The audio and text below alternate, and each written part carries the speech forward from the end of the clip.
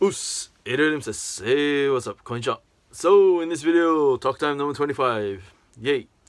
Great to see you guys. Hope everything's going well. And, yeah, first off, as usual, take a look at some cool stuff I saw around town. And then, take a look at that. And then, well, come back and talk about some other stuff. So, take a look. So, first up, this is the Pachslow Black Lagoon 4 machine, and it's the fourth machine in the series, and I like Black Lagoon, and recently a lot of these Pachslow machines are terrible, but this one is actually pretty good. I was pretty impressed, and it's cool, like brings back memories of Black Lagoon, but yeah, I enjoyed this one a lot, and it's pretty cool. Anyway, also, in Akiba, they had this Kimetsu no Yaiba display, and it's a campaign at Sunshine City, I think, some kind of event they have. But yeah, Akiba was very nice the other day, and they had this ReZero pop-up shop in Animate. So yeah, they had this cool ReZero displays up, but yeah, pretty awesome. And there was this Kimetsu no Yaiba pop-up shop in Shinjuku. It was really crowded. It was I couldn't get in actually. It was too crowded. But yeah, Kimetsu no Yaiba fever is in the air. And this was also interesting. The EVA 2020 movie is coming out in January of 2021. Wow. So looking forward to that. Hopefully you can check that out. And at Aniplex Plus, they had these cool Kimetsu no Yaiba wristwatches, and it's pretty cool. Like they have the themes of the color themes of each character anyway, and some cool art. So yeah, if you like Kimetsu no Yaiba, looking for a watch, maybe this is an option for you, possibly. But yeah, and then on Saturday it was rainy in Akiba, looked like that. But Animate, they had this Made in Abyss pop-up shop, and it was pretty cool. They had some displays, and they had some, I don't know what this was, this case leaking that liquid, but that was pretty interesting. But yeah, Made in Abyss, I haven't seen this anime or manga, but hope to check it out. And they also had this cup noodle plastic model on display by Bandai. It's pretty cool. Like you can build a cup noodle plastic model. And Medicals has a new shop in Shinjuku. Hopefully it's not a temporary one, it's permanent, and then that'll be cool. You can check out the medical stuff anytime. But finally, this cheeseburger is being sold at McDonald's. One of my favorite cheeseburgers is the triple cheeseburger, Torichi, and has 3 hamburgers inside, and yeah, I really like it. So yeah, Wonhobby Gallery just finished this past weekend. It was Saturday and Sunday, but I just went on Saturday. But yeah, this time it was pretty good. I'm much happier about how they handled the event. Last time it was like you had to get a, what do you call, a ticket to get in. Yeah, it's free, but you had to get a ticket to get in. So you had to line up, get a ticket, and you would have 30 minutes to, you know, take shots or whatever. But you had to go in order. You know, they had this path, and you had to follow the path, and you know, you had like whatever 30 seconds to look at a figure, and then some guy was behind me and he's ready to move forward, you know. So like, you know, it's kind of, it wasn't the best. But this time you had 45 minutes. You get a ticket, you had 45 minutes to go around, and then you could go around freely. So it was much they spread it out more, so social distance or whatever, and you could move freely in the venue, take pictures of what you wanted to take, and nobody could, you know, force you to the next place. I mean, yeah, I mean, it was much better. So like, if you see something open, you can rush to the area, take a picture, you know, whatever. When someone comes, then you can move away. But yeah, I'm much happier about how they handled the event this time. And then after that, you know, like the last 3 hours or something, they said, you know, it's free, and I mean, you can come and go as you like, but there was a limit to 40 people in the venue at one time. So as long as it didn't go over the 40 people, you didn't have to wait in line. So that was cool too. So, you know, yeah, actually in 45 minutes I couldn't take everything. I couldn't take shots of everything. So I had to come back again and then finish up my shot taking. And then yeah, so it took me about almost 2 hours to take most of the shots at Wonhobby Gallery. But yeah, there was some nice stuff, and I'm up to my neck now in videos, so I gotta hurry up and pump them out before they get too old. But yeah, so there's some cool stuff. So for the time being, a lot of Wonhobby videos should be coming out. And then yeah, anyway, Wonhobby Gallery 2020 autumn, yay. So what else? In anime news, I finished watching Ahiru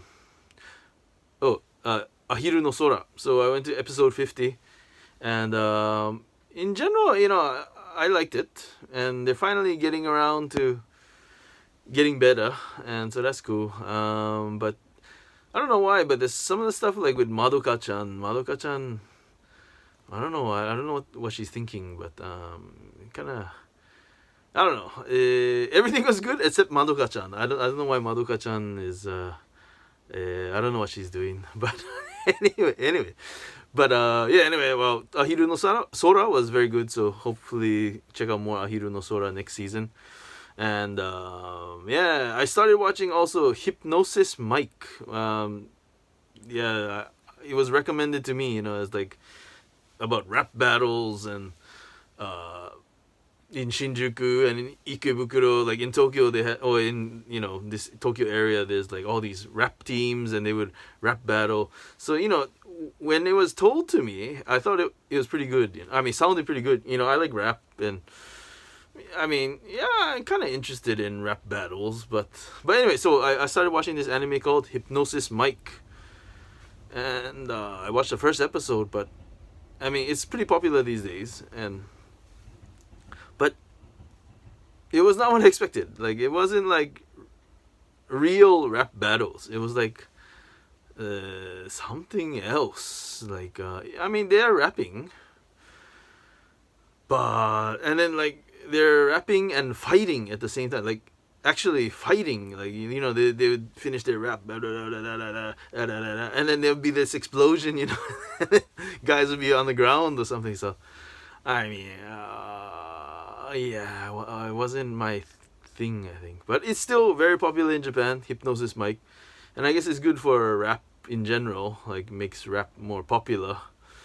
But yeah, Hypnosis Mic maybe not my thing, I think. But anyway, let me know if you guys watch Hypnosis Mic and you guys love it. You can tell me why you love it. I mean, I'll be interested to hear that. But for me, it was not my kind of thing, I think. But the characters look cool.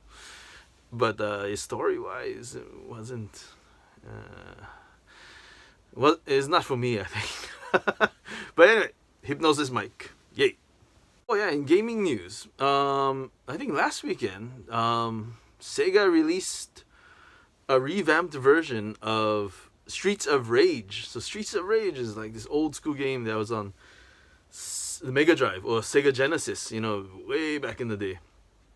But they redid it with Ryuga Gotoku characters. So there was Kiryu and Majima, and then I think the boss of the first stage was Nishiki. But so there was only one stage, but they released it on Steam for free, and I played it, and it was kind of nostalgic, you know, thinking about Streets of Rage, because I think the moves were the same as Streets of Rage, except the character was Kiryu and Majima. So yeah, it was good, except it was only one stage, so after you finish the stage, it would just repeat the same stage over and over. So I was like, oh, it would be very good if it was a complete game, you know. But yeah, anyway, so I don't know if it's still free, but maybe it might be. So if you're interested in looking at this game, it's called Streets of Kamurocho, and it's Ryuga Gotoku and Streets of Rage combined.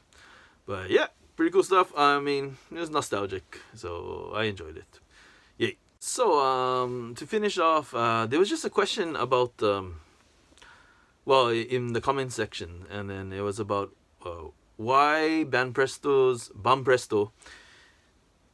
figures are cheaper than other companies' figures and still high quality, you know. So yeah, that was a pretty interesting question, I thought. So I mean, I gave a long answer and stuff, but well, basically there are many reasons for that, I think. And then I think, well, first of all, you gotta consider Banpresto figures in general have no price tag because they're prize figures. So there are two types, right? Basically, Ichiban Kuji and Crane King, and both of them are prize figures. So Ichiban Kuji is, you know, they have this little box and you pay so much money, then you can pull a ticket from the box and then check your number or a letter or whatever, and then they give you a prize, right? So usually that's Ichiban Kuji. And the other type is Crane King, which is the game centers, and then, you know, there's all those games that you can play to get the figures. So yeah, the thing about Banpresto's figures is they have no price tag, and they do not sell these figures directly to consumers, right? You gotta go to the game center or go to the Ichiban Kuji store, I mean wherever they're selling it, and then buy that. Then you might get a figure. You know, you're not guaranteed to get anything.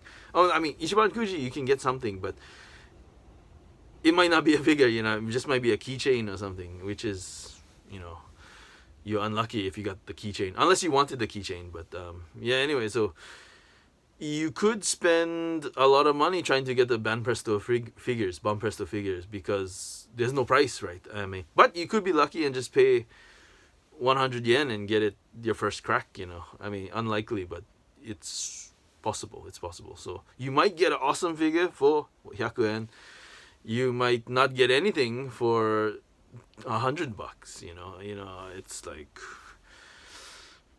yeah. But so anyway, anytime you buy a Banpresto figure from a retailer, that means they bought it from someone and they're reselling it to you. So which means even though it's not open, it's considered secondhand, or mikaifu if it's not open, you know. Yeah, it's mikaifu. So which means unopened. But it's considered secondhand. So another point why Banpresto figures are cheaper, I think, is the aftercare of Banpresto figures is not so important, I think, for Banpresto, because unless the figure you get, which is unlikely, but you get it from the game center and it's, you know, damaged or something, then maybe Banpresto may help you out and replace it or something. But anytime you buy it secondhand, right? So usually secondhand figures do not get customer service support, you know. But that being said, I think Banpresto uses, you know, sturdier materials and designs that are sturdier, that they don't break so often, you know. So I think they work to avoid situations where they have to do customer service. And I'm sure they inspect it before they put it in the box too. So, yeah, Banpresto usually is not concerned about aftercare in general, I think, because it's not like, you know, GSC or, you know, these other companies where, oh, you know, my effect was broken, so can you replace it or something, you know, or you know, it's not really something they do so often, I think. So that's another reason why they can save costs and not worry about, you know, that customer service department. So that is also a reason why it's cheaper. And yeah, I mean, so like, it doesn't mean it's a lower quality figure. It's just there's no price tag on Banpresto figures. So it's just, you know, the forces of the market and stuff. And because I've seen Banpresto figures being sold for like $100, you know, and I've seen Banpresto figures being sold for $5, you know. It's a big zone, you know. Like, for example, I gave the example of Kimetsu no Yaiba's Kanao. Like, I've seen this one Kanao, one version of the Kanao. It was blue, I think, and then that one was on sale for like $80, $90. But there was the same figure in green, which was on sale for like $10. So even, yeah, I guess those color variations mean a big thing, I think. But I don't know, it's just forces of the market, I think, so can determine the costs of these Banpresto figures. But yeah, it's interesting because, yeah, I don't understand it fully myself, because when you resell it, you know, usually what they'll look at is the barcodes, and they'll scan the barcode. So like, you know, whatever figure, like they'll scan your figure, the box anyway, they scan the box, and they say, oh, okay, this is whatever, it's worth this much, we'll pay you this much. But I think most of the Banpresto figures do not have barcodes as they are not sold. So for the seller, can be risky because some shops oh, there's no code, we just give you $1 for it, or something like that, But the legit, well, the hardcore shops, they look at it and say, oh, this is Banpresto that came out this month, and then it's Son Goku, whatever, and it's this rare item, so they might give you more money, But I think a lot of shops just say, oh, it's a Banpresto figure, so we just give you $1. You know what I mean? So yeah, I mean, it's not always the case, but some buyers of used figures do not check carefully when they buy, and they just figure, I give you $1 for it, I give you $1 for it, give you 100 yen for it, They don't really check unless because the easiest way to check is to scan the barcode. And recently I've been selling a lot of figures, and I've come to realize that what is most important is a nice box, and they'll scan the barcode and they'll find the price, and then if it's in their system, generally they give you a nice price, but if it's not, they'll give you $1. But anyway, but that's, I don't know if, but anyway. So anyway, Banpresto makes cool stuff, I think. But yeah, and it's affordable too. So I mean, I like Banpresto stuff as well. And but I do not go to game centers and play game catchers very often because I know it's so hard to get it. Before, when I was younger, I was crazy. I was try, and then I would lose a lot of money trying to get these figures. But well, actually, recently too, I've done it. But anyway, I don't go very often to do that because I know I'm gonna lose money trying to get these figures. So a better option is to get it from the used shop later, I think. Then you can get the one you want. Just pay like $10, $20, and get the exact figure you want. So it's cheaper than going to the game center, I think, because those settings at the game center are kind of difficult. Like they make the center makes it difficult for you to get the figure. But anyway, so I guess that's about it for this time. Hope you enjoyed it, and if you have any questions, comments, or anything you want to talk about, then you can drop them down below, and then I try to sift through the comments and then answer what I can, and stuff like that. But anyway, thanks for watching. Feel free to rate, comment, and subscribe, and see you soon. どうもありがとうございます。また会いましょう。じゃあね。うっす。